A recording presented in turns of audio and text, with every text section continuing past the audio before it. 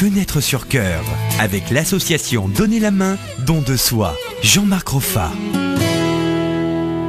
La maladie de Verneuil fait l'objet aujourd'hui, ce mois, d'une émission Fenêtre sur cœur avec vous, Jean-Marc, et vos différents invités pour évoquer cette maladie bien particulière et plutôt rare. Oui, on vient d'entendre le docteur Philippe Guillem qui est avec nous, Hélène Rénal, la présidente de Solidarité Verneuil, et surtout là on va toucher le côté émotionnel de cette maladie puisque nous avons Erika, bonjour. Bonjour. Vous avez 30 ans et vous avez contracté la maladie Verneuil à l'âge de 18 ans. C'est ça. Et nous avons également Julien. Bonjour. Vous avez 32 ans et vous avez été confronté à cette maladie très très tôt, c'était à l'âge de 9 ans. Oui, à l'âge de 9 ans, effectivement. Très bien. Alors, Erika, de votre côté, comment est apparue la maladie Expliquez-nous. Alors, la maladie est arrivée très jeune, justement, comme le disait le docteur tout à l'heure, à partir de la puberté, quand on commence à avoir Oui. les expériences.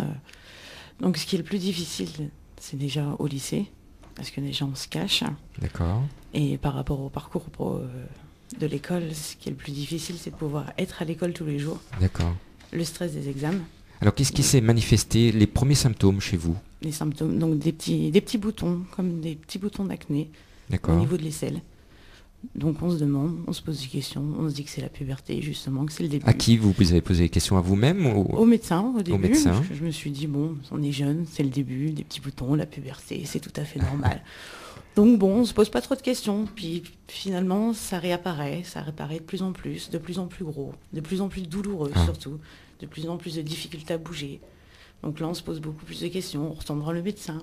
Donc il pense déjà à une première situation. Il pense que c'est Verneuil, mais il n'est pas sûr. Donc il m'a envoyé vers un dermato Oui. qui m'a diagnostiqué donc la maladie. J'ai eu de la chance d'être diagnostiqué très vite, D'accord. sachant que c'est pas le cas de tout le monde. De l'angoisse en découvrant cela? Beaucoup, parce que il nous explique que sa vie, que ça va être très douloureux, Oui. qu'il y a plusieurs stades, que ça peut évoluer, que ça peut être très handicapant. Donc à 18 ans, quand on apprend ça, un petit peu délicat. Et surtout quand on vous dit qu'il faut aller vous faire hospitaliser en urgence pour une première opération.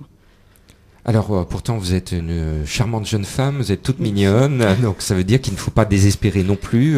Comment vous la vivez aujourd'hui, cette maladie? Ça dépend. Ça dépend des jours. Il faut garder le moral, ça c'est sûr. Il faut garder espoir, il faut garder le moral, il faut se dire qu'il faut se battre. Toujours se battre, il faut obligatoirement se battre. Sinon, on perd un peu le moral, on craque, on déprime, on se sent seul, on s'isole. En termes d'information, parce qu'on sait que la maladie de Verneuil est très peu connue, elle est inconnue heureusement pour tous ceux qui ne l'ont pas, elle reste inconnue. En termes d'information, est-ce que vous avez trouvé de l'information sur cette maladie facilement ou difficilement? Très difficilement. J'ai commencé par Internet, mais on ne sait pas trop. Les sites ne sont pas très précis, Oui. et puis ce ne sont pas forcément des sites spécialisés, donc on continue. On cherche, on va voir des médecins, on continue à aller voir des professeurs sur Paris, sur des grandes villes où normalement c'est des grands médecins qui peuvent nous donner conseil, et finalement on a l'impression d'être tout seul dans notre maladie, dans notre angoisse. Donc on cherche, et finalement par la suite j'ai trouvé l'association, mais j'ai mis Solidarité Verneuil. Solidarité Voilà, Verneuil. on va en reparler tout à l'heure. Nous avons aussi, je m'adresse au petit garçon, Julien. Qui a bien grandi depuis. Voilà. Alors, comme tu es un petit garçon, je te tutoie. Tu as 9 ans. Comment tu découvres ta maladie? Ça s'est présenté donc la première fois, donc j'avais 9 ans, c'était un abcès au niveau du pli de laine. Oui. Donc après c'est passé géré par le médecin, c'est un furoncle. Bon, à cet âge-là on fait un peu de vélo, donc ça frotte. D'accord. C'était un simple furoncle. À l'adolescence, ça commence à se multiplier, des boutons de plus en plus gros. Je pratiquais toujours un peu de cyclisme à l'époque, donc on se dit ça paraissait normal. Voilà, ça paraissait presque normal. Et puis après, ça a été ça a été un peu, ça a augmenté au fur et à mesure des années. Donc ensuite, ça a été le pli interfessier, puis par la suite les aisselles qui ont été atteintes, avec tous les désagréments que ça peut poser. Et moi j'ai été confronté, justement à l'ignorance, on va dire, du personnel soignant, déjà d'une première part, c'est-à-dire que ne pas avoir de mots à mettre sur cette maladie, c'est-à-dire qu'on a des symptômes, on a des douleurs quotidiennes, parce que quand on est atteint à plusieurs parties du corps, on a toujours forcément mal quelque part. Est-ce que vous avez pu en parler? Parce que quand on a 9 ans, quand on est ado, quand on est... À 9 ans, oui, mais après, bon, on vous dit, c'est ça. Puis à 9 ans, on prend les choses pour argent comptant. Ce que disent les parents ou ce que disent les médecins, c'est, je dirais, c'est presque parole d'évangile. Voilà. Donc on croit à ce qu'on nous dit, on cherche pas à aller plus loin. Puis après, les années passent et ça se multiplie. Et en fait, on s'aperçoit que les gens sont dans l'ignorance, c'est-à-dire qu'on n'a pas de mots à mettre sur le mal qu'on a. Et je pense que c'est ça le plus grand drame, en fait. Quand on parle d'ignorance, ce sont des fois des ignorances dans le clan médical avec des médecins qui ne peuvent pas vous donner de réponse. Tout à fait, c'est-à-dire qu'on n'a pas de réponse au niveau, des médecins, donc pas forcément de réponse à donner aussi à l'entourage, parce que c'est quand même difficile de parler d'une maladie quand on sait finalement pas ce qu'on a. Donc c'est assez compliqué d'expliquer les choses quand quand vous êtes face à des médecins qui eux ne sont pas capables de vous expliquer ce que vous avez. C'est un peu compliqué après de l'expliquer à l'entourage. Alors après ça amène à des remarques, on va dire pas forcément dues à l'ignorance, hein, donc tu bouffes trop. Un manque d'hygiène peut-être.